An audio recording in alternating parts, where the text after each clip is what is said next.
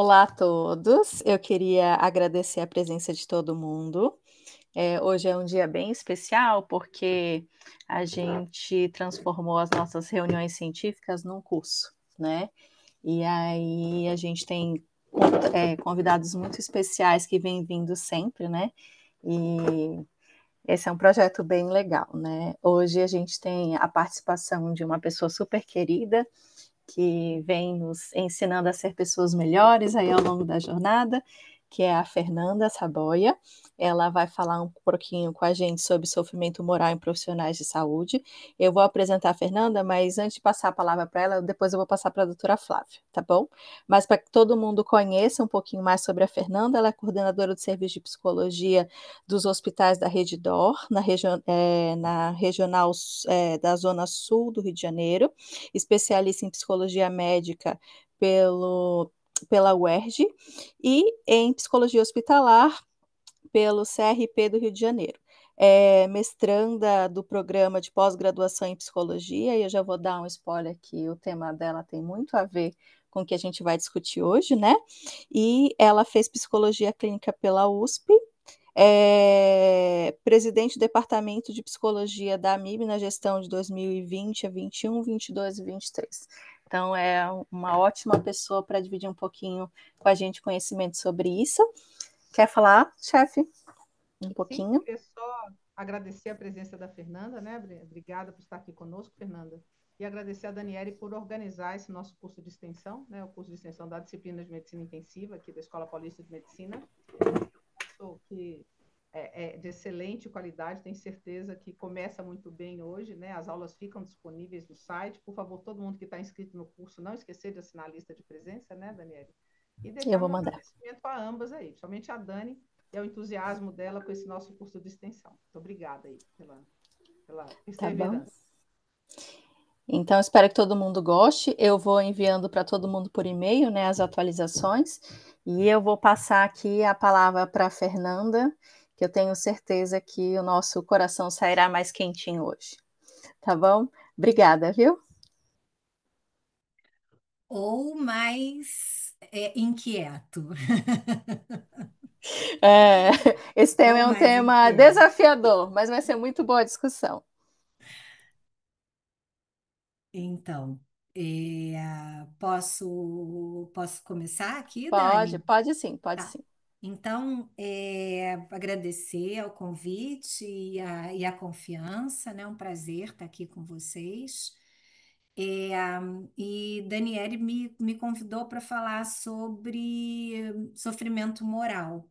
Eu estou, né, me dedicando a estudar esse tema na pós-graduação, no mestrado em psicologia clínica, aí na USP. Então, a Carioca foi para São Paulo para estudar esse tema.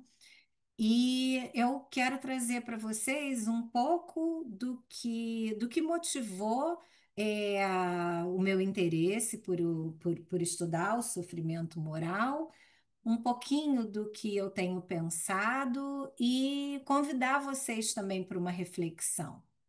Então, vamos lá. Então, esse trabalho vai gerar, né, a minha dissertação de mestrado sob orientação da professora Maria Lívia Tourinho, aí da USP. E a primeira coisa bom, eu preciso falar um pouquinho de mim, né? Eu sou psicóloga, psicanalista e eu trabalho em hospital há mais de 25 anos. Mas eu diria que nos últimos 25 anos, muito interessada e voltada para as questões relacionadas à terapia intensiva. Então, o que eu fui observando ao longo desse tempo e que resolvi, nesse momento da vida, né, já nenhuma menina, é, fazer mestrado e me dedicar a estudar o sofrimento moral. Eu fui observando ao longo desses anos uma mudança significativa no perfil dos pacientes, no comportamento das famílias, no comportamento dos profissionais de saúde. E fui intrigada, né, procurar me informar mais sobre isso. Então, uma primeira coisa é trazer para vocês, né, é, qual é, e que cada época ela consiste num sistema de referências que vai influenciar a visão que a pessoa tem do mundo e de si própria. E é importante da gente pensar qual é a época que nós vivemos atualmente. Alguns autores chamam de pós-modernidade, outros chamam de contemporaneidade, tem aí, né, uma discussão teórica sobre o melhor termo para identificar a época em que nós estamos vivendo e que é, é localizada ali no final, início, no final do século XX. Mas o que importa aqui é falar um pouquinho das características dessa época, porque a gente vê que marca, né, uma época, uma mudança na configuração social e na relação entre o capital e o trabalho. E a gente viu uma mudança, né, do capital de produção para a lógica de consumo. E além disso, relações e coisas mais fluidas, comportamentos mais imediatistas, individualismo, descartabilidade, né? A gente descarta as coisas, interesse pelas atividades que exigem esforço. A gente não descarta só os objetos, né? As relações também parece que ficaram mais descartáveis. É, Disso, vimos decorrer um declínio das tradições, dos ideais, e quais as queixas comuns dessa época? Labilidade de humor, crises de identidade, dúvida vocacional, frustração pela demora dos resultados. Então, essas mudanças todas elas vão provocar efeitos na moralidade vigente, né? Moralidade de hoje em dia não é a mesma do século XVIII, XIX. E isso vai trazer também efeitos na relação com a perda, com as frustrações, como eu já disse antes, e com a morte, com a maneira como a gente se posiciona frente à morte. E é importante, relevante saber que as pessoas reagem de forma diferente a uma mesma situação que causa estresse. E dentro da terapia intensiva, e aí isso eu perguntei para o meu amigo ChatGPT, né, quais as mudanças que aconteceram nos últimos 25 anos, já que eu estou me propondo a fazer esse recorte a partir da minha experiência. E, de fato, né, muita coisa veio mudando ao longo dos últimos 25 anos, mas eu diria que ao longo dos últimos 10, mais significativamente, né? Então, a gente viu muito avanço na tecnologia e na monitorização dos pacientes da terapia intensiva, nos modos de ventilação mecânica, e isso vocês sabem muito melhor do que eu. Aí o nascimento, né, e a ampliação do uso da telemedicina e da conectividade, e vimos também mudanças relacionadas ao comportamento das pessoas dentro do ambiente de trabalho e na relação com o médico-paciente também. Vimos aí crescer o cuidado centrado no paciente, passar de uma atitude que era mais paternalista para uma atitude de decisões compartilhadas. E isso tudo, né? Se eu estou entendendo que talvez esteja falando com. Não estou vendo vocês, mas é, com um público mais jovem, que talvez já tenha nascido, nascido não, mas entrado na terapia intensiva nesse momento que quem já está há mais tempo viu a transição, né? Então, o tempo girando, o tempo rodando e a gente precisando aí se adaptar para essas novas mudanças. E o que então, né, para chegar no ponto efetivamente do que eu quero trazer reflexões para vocês, eu vi junto com todas essas mudanças também começar a aparecerem, né, comportamentos e queixas de sofrimentos relacionados à prática profissional e à prática profissional do médico intensivista, não exclusivamente, mas com esse foco. Então, comecei a ouvir falar, né, de burnout, strain, sofrimento moral, fadiga por compaixão, e aí eu trouxe aí esse recortezinho, né, do PubMed. Em 2000, sobre sofrimento moral, eram 72 artigos publicados.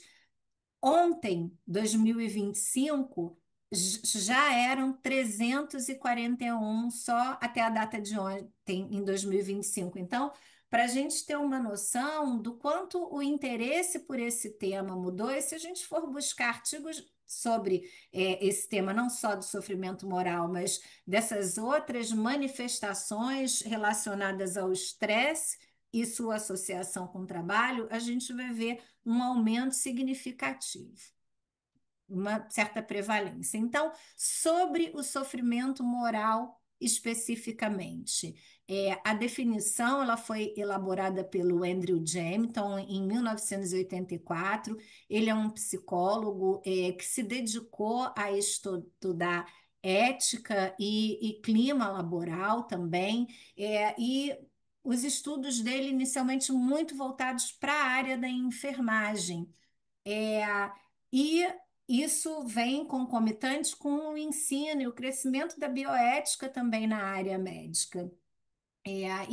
Ele foi vendo o interesse das enfermeiras em discutir esses temas. Então, a gente encontra muitos trabalhos na área de enfermagem abordando a questão do sofrimento moral, que é o quê? Qual é a definição?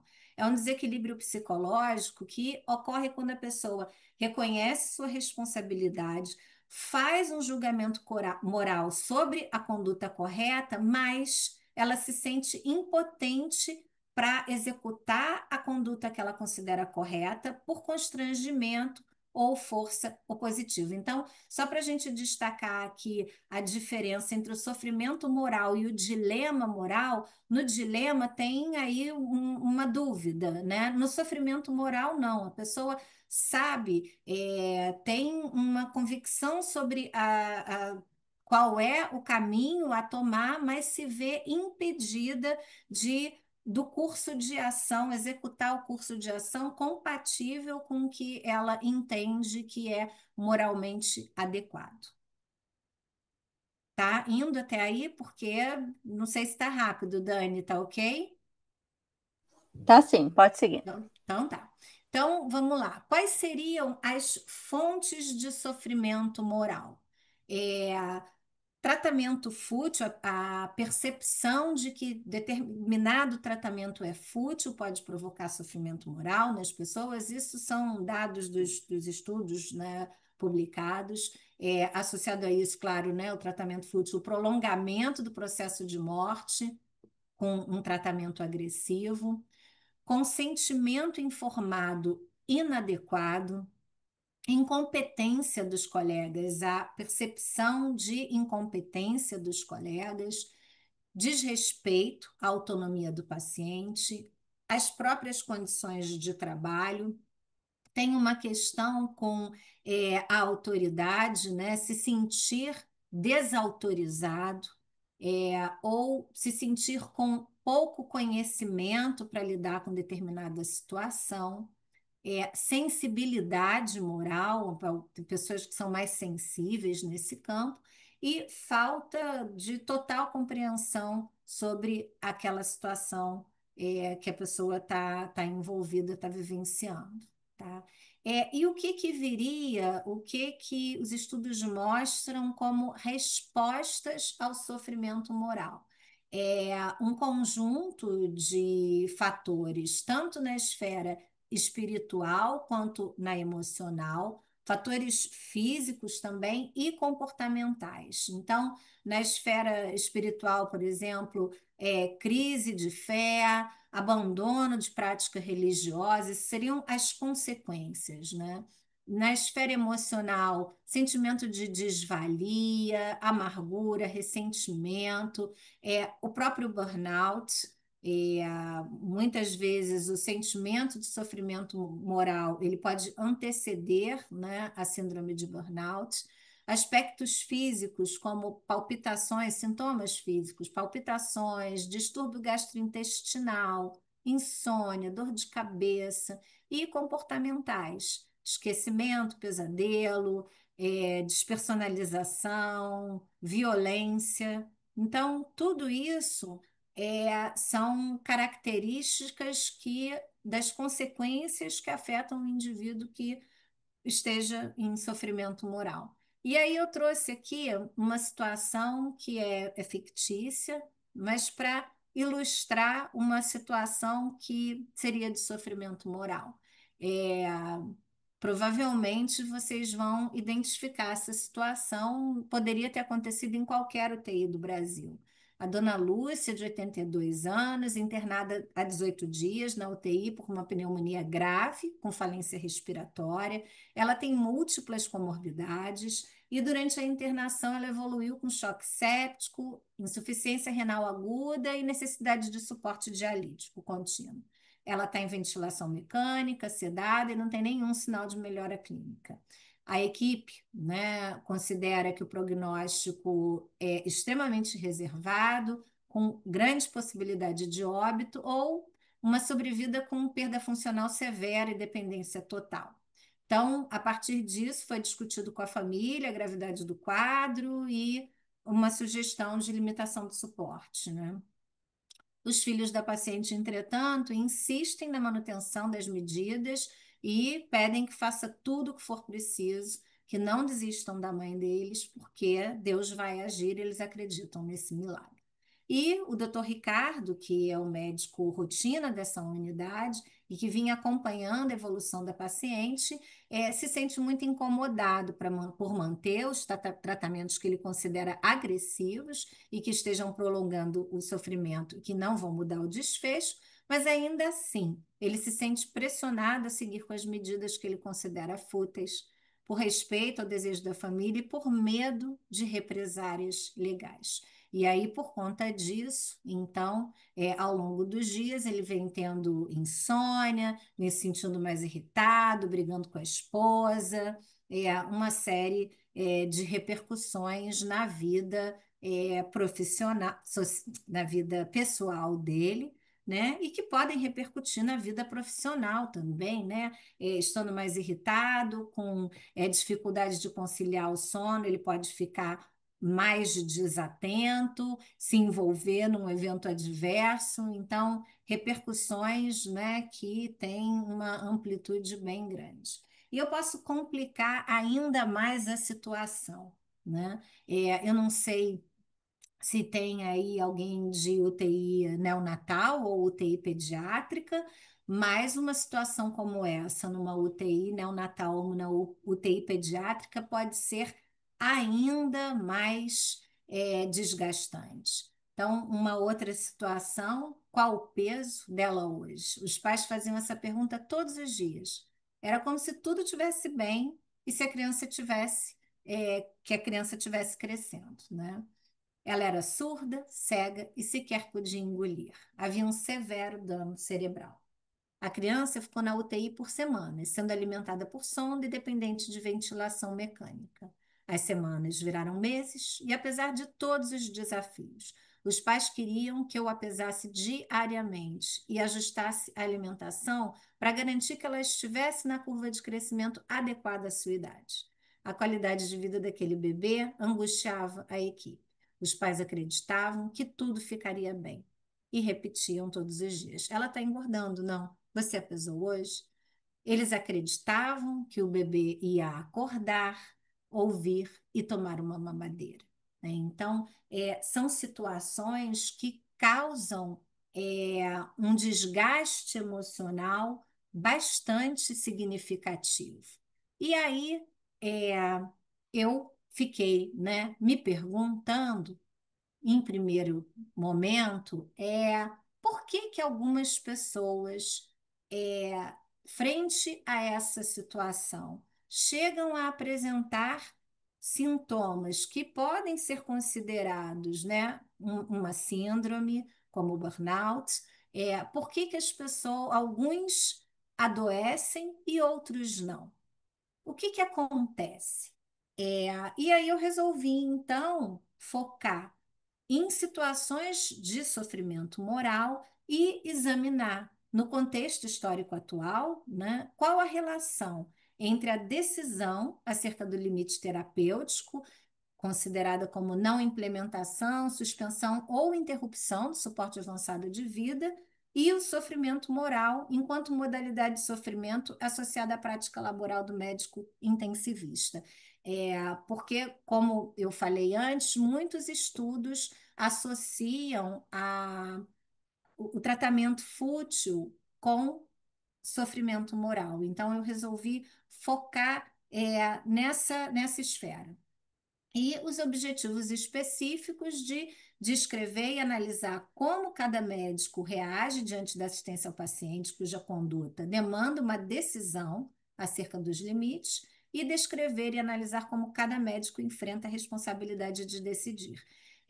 E aí, talvez para vocês cause alguma estranheza, esse estudo é um estudo cuja orientação teórica é a psicanálise, é um estudo qualitativo, então, que eu sei que, não, que é menos comum na área médica, mas é uma metodologia também de pesquisa, isso, então eu não tenho um N gigantesco, porque a ideia não é ampliar, né, e dizer que essa amostra representa exatamente o que acontece todo mundo, mas no caso a caso, na escuta das pessoas que foram sujeitos da pesquisa, identificar formas de lidar com determinada situação, formas mais saudáveis, formas menos saudáveis, qual o que aparece como conflito para as pessoas. Então, para isso, eu construí uma entrevista semi-estruturada com 5 perguntas apenas. Por que que a pessoa escolheu ser médico e, dentro da medicina, por que terapia intensiva? Qual a experiência daquela pessoa sobre não implementação, não escalonamento ou suspensão de terapia de suporte avançado? O que que essa pessoa leva em consideração quando precisa tomar esse tipo de decisão? Se essa tomada de decisão envolve alguma dificuldade e se alguma vez essa pessoa precisou implementar ou manter alguma conduta que ela considerava fútil ou inapropriada.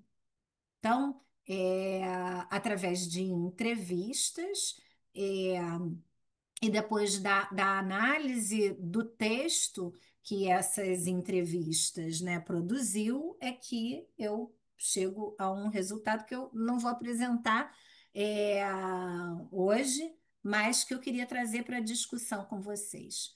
E aí, como eu falei para vocês, né, que o solo teórico que orienta a minha pesquisa é a psicanálise. E aí eu sempre faço essa brincadeira quando eu trago a referência de Freud, né? Porque eu sei que nas pesquisas a gente busca se ater ali aos estudos dos últimos 10 anos, aí eu trago essa referência super antiguinha, né? De um texto do Freud. Bom, a produção dele, né, toda é antiga, mas muito atual. E tem esse texto dele, de 1930, aonde ele destaca as 3 fontes de sofrimento universal: a potência esmagadora da natureza, né? Quer dizer, o inesperado de lidar com alguns fatos naturais, maremotos, terremotos, dilúvios, enfim, e o impacto que isso causa nas pessoas, a caducidade do próprio corpo, quer dizer, o fato de que desde o momento que a gente nasce, a gente começa a envelhecer e nós somos imortais, o nosso corpo está fadado a deixar de existir um dia, né? Está fadado à morte. E vocês veem que as duas coisas são coisas para as quais os estudos, o desenvolvimento tecnológico todo visa tentar controlar a natureza e a não só longevidade, mas muitas vezes tentar atingir a imortalidade. E, por fim, a outra fonte de sofrimento seria a insuficiência das medidas para regular a relação dos homens entre si, ou seja, não é a ilusão do que a gente gostaria de uma complementaridade, de ser sempre compreendido, de que não houvesse mal-entendido na comunicação. Então, ele destacou isso, né, fazendo um ensaio, um estudo do que era publicado na época, e chega a essa conclusão, dessas como três fontes de sofrimento universal, né? Então, essas são situações, né? Tirando a da força esmagadora da natureza, apesar de a gente ter vivido recentemente situações de que isso colocou as instituições hospitalares à prova, né? Com as enchentes no Rio Grande do Sul e mesmo a Covid. É, mas excetuando então essa questão, ah, lidar com a caducidade do corpo e com os conflitos entre as pessoas é a nossa atividade do dia a dia, né? Não tem como a gente escapar disso no hospital. A gente está sempre precisando lidar com isso. Então, a minha intenção é identificar nas narrativas que foram o produto dessas entrevistas as respostas possíveis a esse ofício que impõe uma decisão sobre o momento de morrer, né? Porque hoje em dia é, é quase como se a morte precisasse ser autorizada. A gente vai ali, bom, tem infecção, vai tratar a infecção ou não vai tratar a infecção. É uma decisão, né? Do momento de morrer. É, o resultado e a responsabilidade de decidir, quer dizer, o resultado desse ofício, o resultado do trabalho e a responsabilidade de decidir, avaliando qual a consequência, é se sentir culpado ou assumir o que nós chamamos de responsabilidade subjetiva.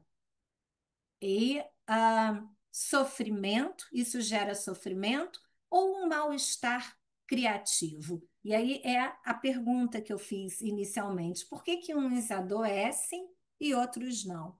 E eu vou utilizar, então, conceitos da teoria psicanalítica como chave de leitura. Então, a pergunta, por exemplo, né, sobre a escolha com a medicina tem relação com os ideais, e os nossos ideais, eles têm relação com a constituição do nosso aparelho psíquico, o aparecimento do eu, porque o eu, ele não existe desde o início, né? Dentro da teoria psicanalítica, é, tem toda uma explicação, não vou entrar nesse detalhe, mas de que quando o bebezinho nasce, é,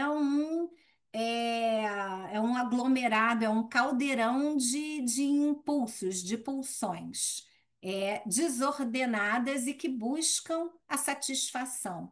Como é que se dá o desenvolvimento? Como é que essas pulsões se tornam, né, um ser humano? Como é que o bebê que nasce vai virar um ser humano, né? Quer dizer, e isso passa pela relação com uma outra pessoa. Então, a questão dos ideais tem relação com o que é construído, com as nossas identificações quando estamos em constituição subjetiva. Então, o meu interesse era de saber como que a escolha pela medicina estaria ou não associada com o ideal. A escolha pela medicina, no caso, porque é o objeto de estudo são médicos intensivistas, mas poderia ser por uma outra profissão.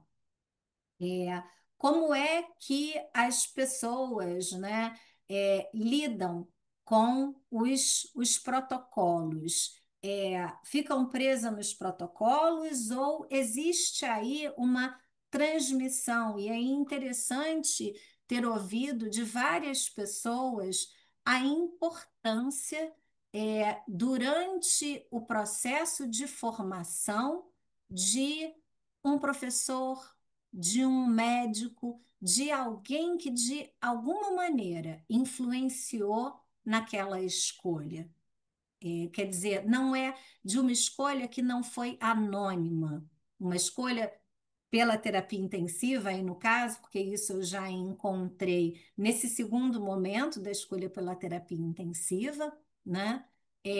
O posicionamento frente ao conhecimento e a diferença entre o conhecimento e o saber. Conhecimento como acúmulo de informação ou apropriação a partir da experiência. Qual é o valor da experiência? Porque em tempos de internet, em que o acesso ao conhecimento é assim, né? No instalar de dedos, a gente tem acesso ao último artigo publicado, é tudo muito rápido. E a experiência? Qual é o valor da experiência para a nossa prática? Faz diferença isso? De que a pessoa possa se apropriar dessa experiência ou possa se apropriar, né, de o que um outro que tem experiência transmite. Isso é protetivo para o sofrimento relacionado às situações que a gente vai vivenciar? Qual é a qualidade da relação médico-paciente? Isso é um fator interessante também, porque em grande parte das respostas, como eu falei, não vou trazer estatística, porque a intenção é fazer uma análise qualitativa mesmo, mas de como as pessoas falavam relacionado à terapia intensiva, do interesse pelo paciente grave. E aí eu fui tentando entender o que é o paciente grave. E outra coisa que aparece é: não gosto de ambulatório, prefiro situações em que eu possa ver o resultado da minha intervenção, ver o resultado da minha ação. Eu quero só que vocês, se possível, né, guardem, registrem essa informação para a gente poder discutir sobre elas. Eu acho que relacionado à prática de vocês, que talvez seja o mais interessante. E qual é efetivamente o mal-estar relacionado a essa prática profissional, né? Como é lidar e estar próximo à morte? Quais efeitos disso para cada uma das pessoas? E aí, ampliando aí um pouco, trazendo esse estudo que não é novo, vocês podem ver aí, é de 2007, mas que fala de algumas características de personalidade, e aí não é de burnout, é, desculpa, não é de sofrimento moral, é de burnout. Eu preciso dizer que na busca que eu fiz, eu não encontrei nenhum estudo que falasse de sofrimento moral, fazendo uma leitura através da teoria, com chave de leitura, tendo a teoria psicanalítica. Então, eu estou desbravando aí essa relação. Mas nesse estudo aí, que também não é da área que é da área médica, né, de uma revista de psiquiatria, tem uma relação entre características de personalidade e os índices superiores ou inferiores da síndrome de burnout. E olha que interessante aqui, em padrão de personalidade relacionado aos índices superiores, a gente vê dificuldade em tolerar frustração, uma atitude relacionada ao controle, que coloca o locus de controle como externo, quer dizer, fora de si, a pessoa não, como se ela não se responsabilizasse, considerasse que tudo que acontece tem responsabilidade do outro e não dela própria. Isso depois eu gostaria de voltar. Um superenvolvimento, quer dizer, pessoas suscetíveis a se identificarem com outras pessoas, e uma outra característica de indivíduos que são pessimistas, destacam aspectos negativos e preveem insucesso, sofrem por antecipação. Só para a gente pensar, porque não é incomum responsabilizar somente o trabalho pelo burnout. Existe sim sobrecarga de trabalho, existem uma série de fatores institucionais que contribuem, né? Mas existem fatores individuais também. Então, a gente tem que olhar para esses dois lados. E nos índices inferiores, quais são as características de personalidade associadas, o que é protetivo em relação ao burnout? Então, pessoas cuja personalidade é, tem características de encarar as situações adversas como otimismo e oportunidade de aprendizagem, o locus de controle, diferente do outro, né, que é externo, o interno, as pessoas se responsabilizam pelos sucessos, e eu diria, e insucessos da própria vida, e pessoas que têm melhor autoestima, autoconfiança e autoeficácia. Então, desdobrando a questão da responsabilidade institucional e da responsabilidade subjetiva, existe aí um duplo peso, né? Dos dois lados. Então, questões relacionadas ao autocuidado. E aí eu digo assim, esse tempo grande dentro do hospital é ou categoria para ser descuidada com a própria saúde, como os profissionais que trabalham em hospital. E aí todos, né? Médicos, enfermeiros, eu tenho assim uma impressão de que o médico é campeão, mas existe uma atitude de pouco cuidado, como se o doente fosse o outro, não sou eu. E aí a gente viveu, né? Todos nós passamos por essa situação na pandemia, aonde essa fantasia foi rasgada, né? Porque os afetados e em risco, muitas vezes eram os profissionais de saúde que estavam trabalhando. Então, isso mudou um pouco a perspectiva e a gente vê o quanto muitas pessoas tiveram problemas, crises de ansiedade, depressão, situações sérias.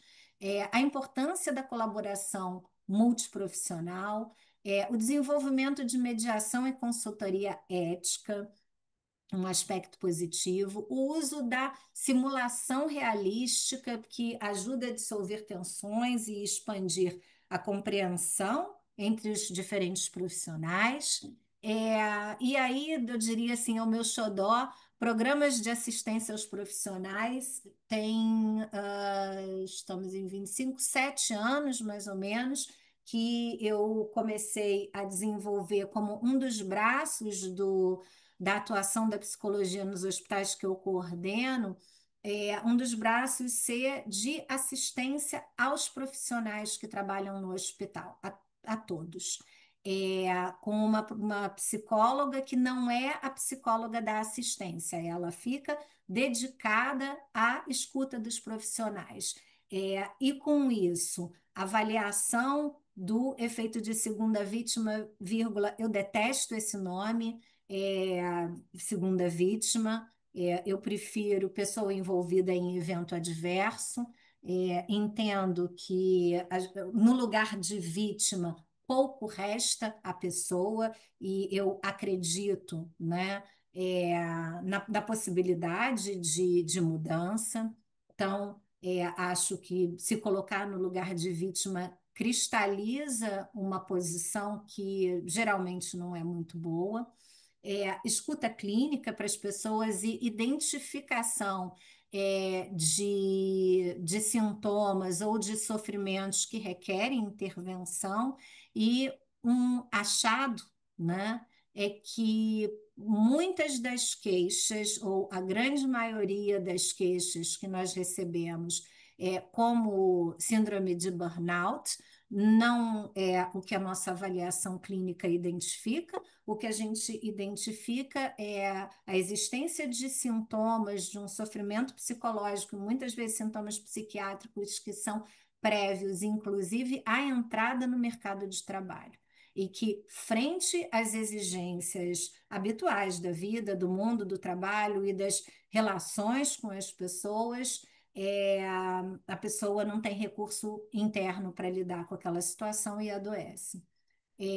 Então, e capacitação das equipes para reconhecimento do sofrimento mental, para que a gente possa agir cada vez mais precocemente do que depois, né, quando o conflito já está instalado. E não posso deixar de falar aí da NR1, que está movimentando todas as instituições, precisando fazer avaliação e estratégias de tratamento e intervenção voltadas para os problemas psicossociais das equipes, né, incluindo aí questões de assédio moral e sexual. Então, tem uma responsabilidade institucional aí nisso, né? E por fim, eu não sei se vocês conhecem, assim, eu estou preocupada com a hora, Dani. Talvez a gente possa abrir para discussão e eu não sei se vocês conhecem esse dilema de Heinz, não sei, mas que eu deixei que a gente podia discutir, mas acho que já tem aí, já falei bastante. Queria saber se tem alguma pergunta para a gente discutir aí pelo menos 15 minutinhos. O que que você acha? Tem uma pergunta aqui da Cristiana. Deixa eu só Ela. voltar aqui para eu enxergar Tá. vocês. Espera aí. Espera aí. Pronto. Agora eu estou vendo vocês. Você tem só que parar de compartilhar, porque a gente está vendo a tela do seu computador. Tá. Foi? Foi. A Cristina, não, Cristiana, ela tem uma pergunta, ela coloca assim, ela agradece a discussão, né? E ela fala: gostaria de ouvir mais sobre a experiência do suporte da psicologia para profissionais, espaço de escuta clínica voltada para a equipe, como estruturar, como sensibilizar gestores para essa demanda, quem banca isso? Tá, ok, boa pergunta. Agora é um bom momento, porque justamente a NR1 vai apoiar isso, né? Que a instituição possa estabelecer medidas de identificação dos problemas psicossociais e de encaminhamento ou tratamento. Eu posso falar um pouquinho assim da minha experiência. Era muito comum as pessoas baterem lá na porta da minha sala pedindo ajuda, né? Ah, tô com problema, sei lá, tô com problema com meu marido, briguei com não sei quem, pereré, pororó, ou tô muito angustiado. E eu ficava numa situação muito delicada, né? Porque eu, da mesma forma, era profissional como aquela pessoa, fazia parte da equipe. Então, há muito tempo eu tinha vontade de montar alguma coisa voltada exclusivamente para os profissionais. É, E há 7 anos, por uma iniciativa da direção de um dos hospitais, e identificando licenças por CDF, situações de crise no trabalho, entendeu que aquilo seria uma boa prática, né? Então, foi estruturado. é, eu, junto com uma supervisora externa ao hospital, né? E utilizando a experiência dela a partir de uma metodologia de trabalho de um grupo na França, a gente montou esse protocolo, né? Inclusive primeiro numa outra instituição e depois nessas que eu coordeno, e eu tenho um programa em parceria com a medicina do trabalho, e no qual a gente recebe pessoas encaminhadas tanto pela medicina do trabalho, quanto pelas chefias, quanto hoje, passados 7 anos, grande parte da demanda são as próprias pessoas que procuram. As pessoas procuram, pedem ajuda, vão lá na medicina do trabalho e falam, eu gostaria de ir na psicóloga, né? Então, mas isso é uma construção. Quem paga, no meu caso, quem paga é a própria instituição. É um investimento que a instituição faz, entendendo que isso tem um efeito positivo, no bem-estar dos funcionários. Você tem percebido, pela sua experiência, que quando você tem um sofrimento moral não acolhido, as pessoas acabam abandonando a profissão? Sim, isso é um dado das pesquisas, né? Que sim, as pessoas desistem da profissão, mas de novo, dados da minha experiência, né?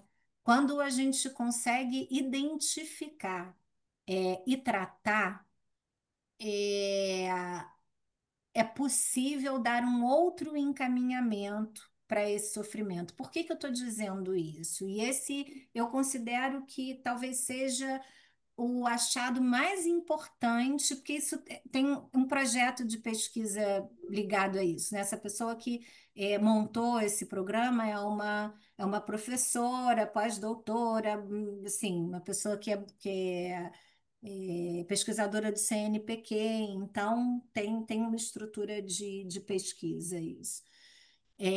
Mas um dos achados mais importantes, eu considero, da gente, e que corrobora a literatura psicanalítica, é que o trabalho ele deve ser visto, né? Se o indivíduo consegue se utilizar do trabalho como uma estratégia sublimatória, o trabalho salva as pessoas.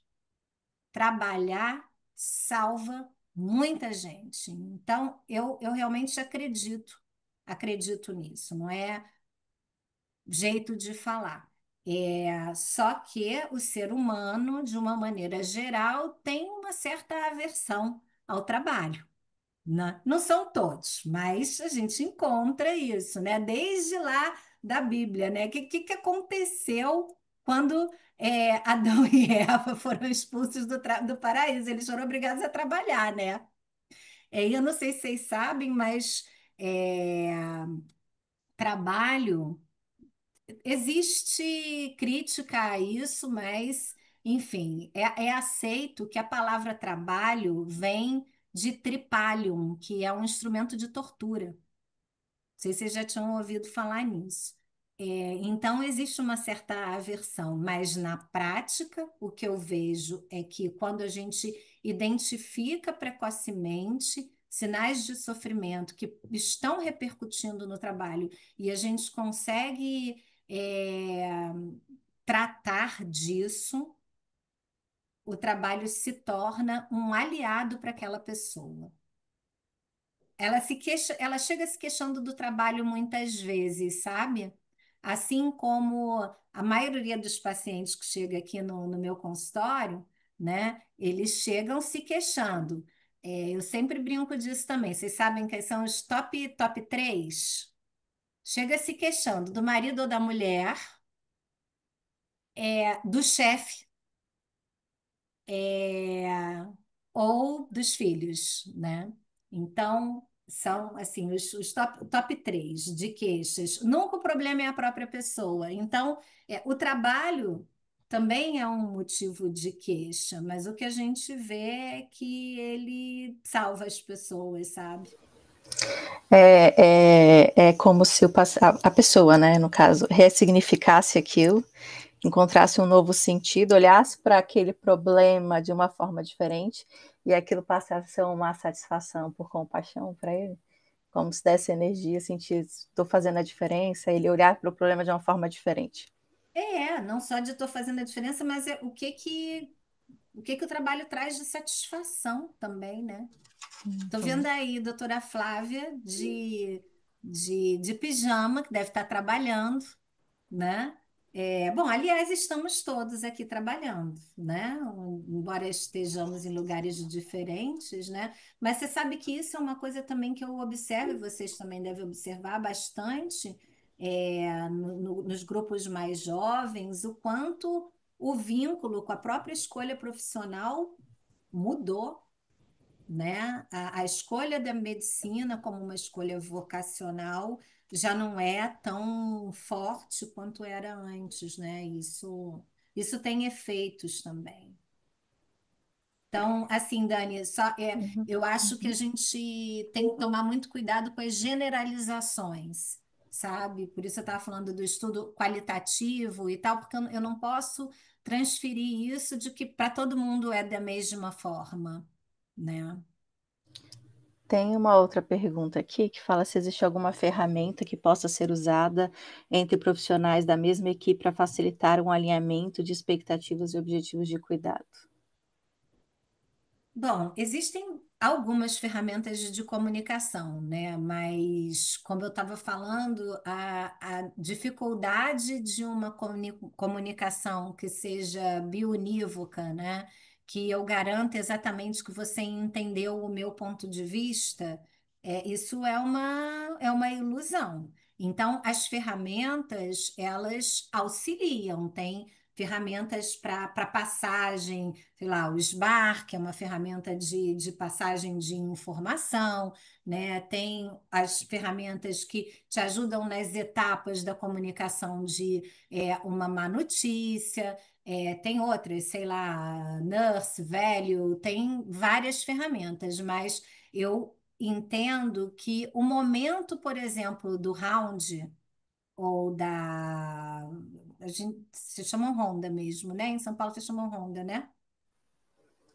Tá falando da visita Da multi? A visita visita. multi. Isso. O Mas também momento. pode ser.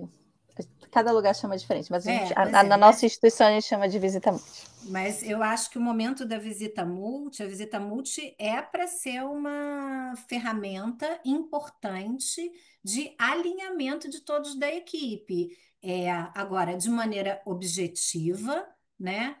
E que seja possível que cada um possa se expressar e ter a horizontalidade nesse momento, ela é importante com um líder. Tem que ter um líder, senão vira bagunça. E o líder geralmente, né, vai ser o médico ou a enfermeira, que são as pessoas que vão estar ali com todos, absolutamente todos os pacientes, né? Na nossa UTI, né, talvez essa minha fala tenha um viés de seleção, porque eu gosto muito de cuidado paliativo, mas eu percebo muito que muitos dos nossos residentes, às vezes, eles têm um sofrimento quando eles têm uma sensação de que o paciente está em distanase, assim como pode existir outros casos. Se você tem uma instituição que tem um cuidado paliativo forte e nem todo mundo está preparado para isso, talvez algumas pessoas sofram com algum grau de limitação de suporte. Então, pode seguir para os dois lados, né? Uhum, uhum. Mas, assim, e muitas vezes o cuidado com aquele paciente, a insistência pode ir contra a sua moral e você está achando que está torturando o paciente, principalmente se você acha que aquilo vai contra os valores do paciente. E nem sempre as equipes, às vezes tem várias equipes cuidando e nem todas estão alinhadas, às vezes também é uma família que não está totalmente alinhada, e isso gera um sofrimento intenso, né? Claro que cada um lida de forma diferente e a sua experiência ajuda muito nisso. Mas como que a gente poderia acolher essa angústia, sendo que provavelmente, em muitos casos, a gente não vai conseguir mudar o plano de cuidados? Não sei se você está entendendo a Tá. minha questão. Como é que eu acolho o meu residente neste contexto? É, desculpa. Deixa eu só liberar aqui a pessoa para subir.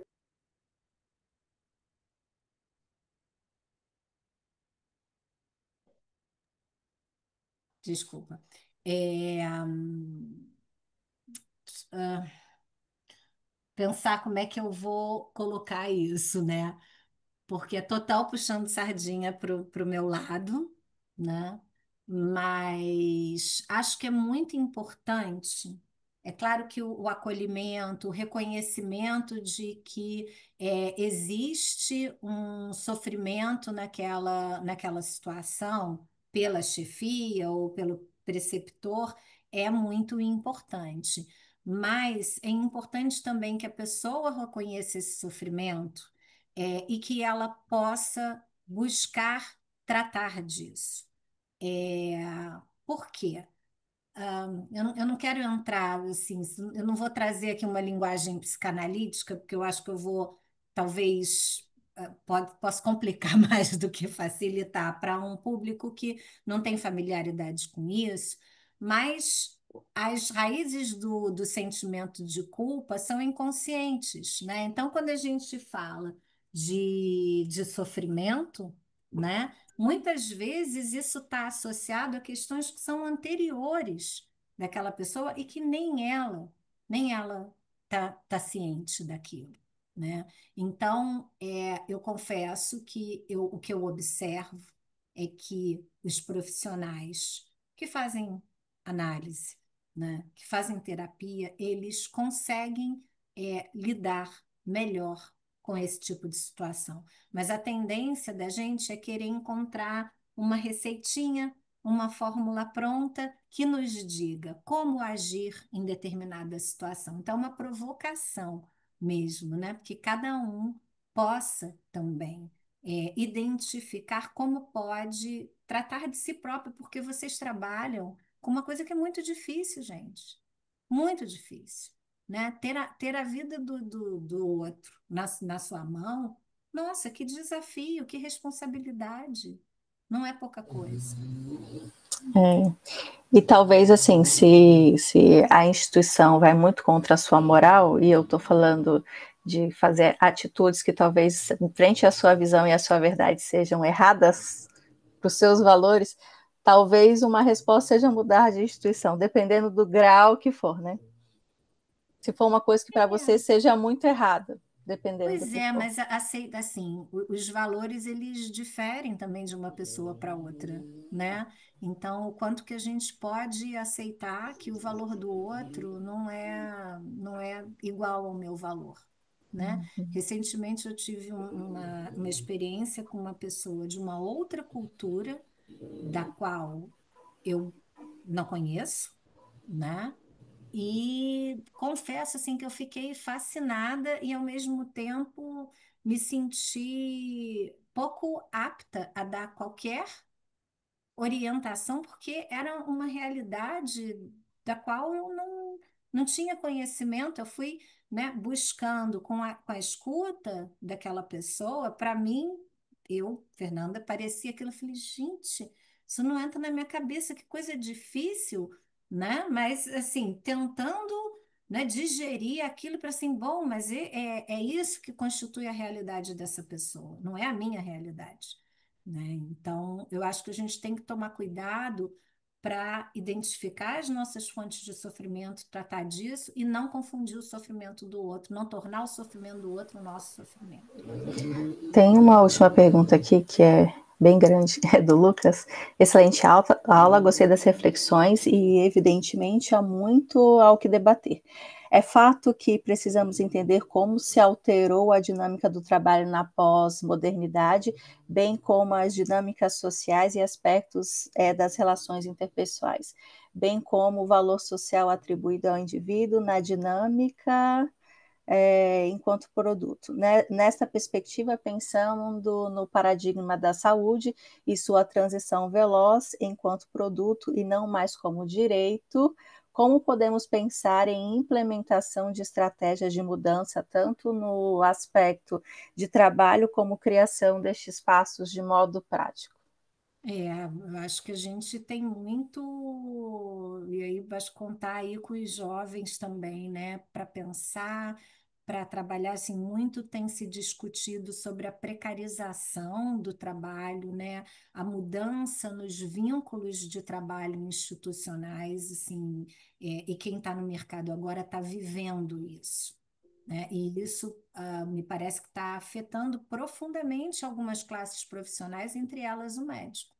Então, eu acho que a gente ainda não tem respostas. Eu nem sei se a gente vai ter respostas para isso. Eu acho que a gente está construindo, buscando construir soluções para um novo modelo de trabalho que está se apresentando, e se protegendo também, porque a maneira também, né, que as pessoas vêm encontrando de se enlaçar com o trabalho, me lembro, sei lá, 30 anos atrás, né, aquela coisa do cara aqui emendando um plantão do outro. Galera que está chegando agora, né, tem uma outra, prioriza uma outra organização. E tudo bem, assim como tudo bem para o outro cara também, quer dizer, como cada um vai se organizar. Sinto dizer, não existe uma solução para todos. Bem, o chefe quer fazer alguma consideração, alguma coisa? Acho que a chefe está travada. Não, acho que ela está em dois, É. ela está em dois computadores. Chefe, está disponível? Eu vejo ela congelada aqui. Bem, eu acho que era isso que a gente tinha para discutir. Foi muito rico, muito bom. Eu acho que daria para a gente ficar conversando. Ah, eu caí. Ah, a chefe caiu. Ela não está escutando a gente direito agora. Mas eu queria agradecer bastante a presença, né? Foi muito rico, deu para discutir bastante coisa, né? Recording in progress. Chefe, voltou? Quer fazer alguma discussão? Ou alguma consideração? Oi, não, é porque eu estou nesse finalzinho agora, eu caí no computador que eu consigo ouvir vocês, né? Eu estou em dois computadores, como vocês podem estar vendo aí. Não, eu queria só agradecer aí, Fernanda, eu acho que eu escutei muito das coisas que você falou, e uma das coisas que eu achei muito interessante foi essa ligação da personalidade da pessoa com o risco do burnout, né, Fernanda? Eu acho que isso é algo que a gente precisa elaborar mesmo, né? Nós temos uma incidência muito alta de burnout, né, entre os intensivistas, entre médicos, toda a equipe, né? E principalmente agora, com o nosso acesso direto, os nossos residentes vindo direto, quando eles passavam antes na clínica médica, eu acho que isso era menos visível para nós, não que não existia. Então, eu acho que a gente tem que lidar muito bem com isso. E essa forma como você disse que o traço da personalidade influencia demais e o modus, né, de que você, entendendo-se como agente externo, na verdade, você cria um fator de risco até maior para o burnout, para mim foi um pensamento interessante, né? Quer dizer, quando a gente se pensa como fator interno, a gente se protege porque a gente se vê como agente de mudança, né? Foi o que eu entendi da sua Isso, mensagem, né? perfeito. E eu acho que aqui no serviço, Fernanda, a gente tem uma cultura de melhoria muito grande, sabe? Ou seja, de conseguir enxergar as falhas e os processos e nos enxergarmos como agentes de mudança das nossas próprias falhas.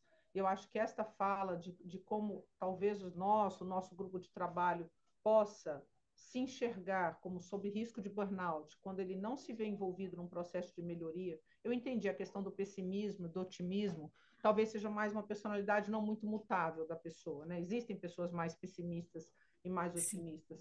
E essa forma de ver o mundo, talvez seja mais difícil de mudar, mas talvez incutir essa cultura da melhoria, de como o residente, todos os membros, toda a equipe pode ser agente de mudança, seja um caminho interessante. Então, esse era um comentário que eu queria fazer e ver se você concorda com essa minha visão aí. E o segundo comentário era no comentário da Dani sobre o sofrimento, né, do sofrimento da distanásia. E eu não sei, talvez, de novo, né, Dani, cada um com seus vieses. O meu viés pessoal, Fernanda, é que o sofrimento é muito maior na frustração, que é outro fator de risco do burnout ali que você deixou Sim. claro, né? E a frustração não com o paciente que está com alguma razão para a gente pensar em cuidados proporcionais ao fim de vida, mas com o paciente em que a gente está tentando fazer de tudo, né, para que aquilo seja reversível, seja aquela transferência ruim, sabe, do paciente jovem, do paciente poli. A gente está recebendo muito paciente politrauma, Fernanda, sabe? Então, eu acho que esse paciente ele gera um sofrimento Uhum. muito grande. E fazia um tempo que o nosso pronto-socorro estava fechado e a gente não recebia tanto paciente jovem, tanto paciente com politrauma, tanto paciente grave. Então, existe aqui uma fonte de sofrimento ligada à frustração, Fernanda, Sim, sabe? Que é muito grande hoje, eu acho, sim. né?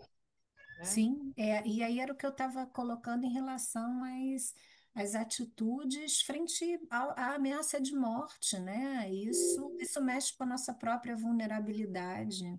É, então, era o que eu dizia, eu acho que o intensivista trabalha com algo que é muito desgastante, não tem como não olhar para isso, quer dizer, é verdade, você mudar uma característica de personalidade, eu acho que não é disso que se trata mesmo, né? Mas do cara poder reconhecer aquela característica, por que que ele fica preso? Eu não estou falando, eu tô falando de uma característica, eu não estou falando de uma patologia. Né? Mas por que que ele fica ali? Às vezes as pessoas ficam amarradas, né, em determinadas, você falou de flexibilidade ou inflexibilidade, né? Ficam amarradas em determinadas atitudes que retornam em sofrimento para ele mesmo, né? Resistência à mudança. E isso é o que eu enfrento nos consultórios, no meu consultório todos os dias, né? Resistente, as pessoas resistem, resistem a melhorar, né? Essa é uma característica também do ser humano, então tem trabalho a fazer. Mas, mais uma vez, muito obrigada aí pela participação hoje aqui no nosso curso, Fernanda. Excelente a Obrigada, foi apresentação. um prazer participar e uma honra o convite aí de vocês, de verdade, de coração. O pessoal está parabenizando, e uma coisa que tem que ficar também é a gente cuidar do nosso autocuidado, que faz parte do nosso tratamento, né? Tem só para finalizar aqui a Bianca, que está parabenizando, falou que foi uma excelente discussão, e ela fica feliz que tenha tido espaço para essa discussão tão importante, tão necessária. Então, obrigada, viu? Bom, obrigada a vocês. Então, Obrigada. até breve. Tchau, tchau. Tchau, tchau. Tchau.